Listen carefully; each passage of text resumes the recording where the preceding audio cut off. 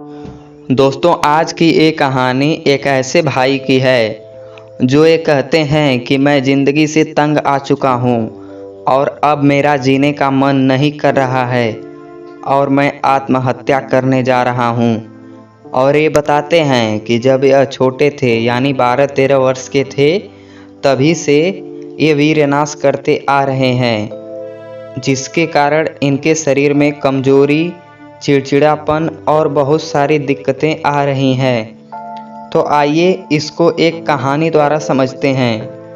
एक आदमी था, उसको शराब पीने की आदत थी। वह रोज़ शराब पीता था और इस आदत ने उसको इस तरह से जकड़ लिया था कि वह अब इसे छोड़ना भी चाहता था, लेकिन छोड़ नहीं पाता था।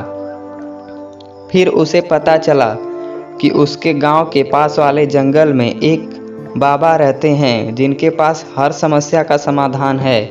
उनके पास कोई कैसी भी समस्या लेकर जाता है, उसको समस्या से छुटकारा मिल जाता है।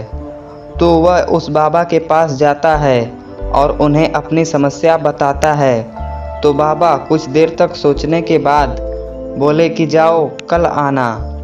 तो वह घर चला जाता है और फिर दूसरे दिन वह बाबा के पास पहुंचा तो उसने देखा कि बाबा एक पेड़ को पकड़कर खड़े हैं। तो उसने फिर बाबा से अपनी समस्या बताई। तो बाबा फिर से बोले कि घर चले जाओ और कल आना।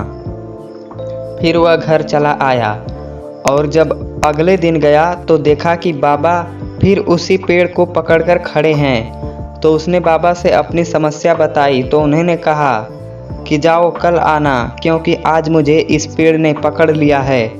तो उस आदमी ने कहा कि बाबा, पेड़ ने आपको नहीं पकड़ा है, बल्कि आपने ही पेड़ को पकड़ा है और आप जब चाहें छोड़ सकते हैं। तो बाबा ने पेड़ को छोड़ते हुए कहा कि बिल्कुल सही, जैसे पेड़ ने मुझे नहीं बल्कि मैंने पेड़ को पकड़ रखा है, उसी तरह बुरी आदत ने तुम्हें नहीं बल्कि तुमने बुरी आदत को पकड़ रखा है और तुम जब चाहो इसे छोड़ सकते हो।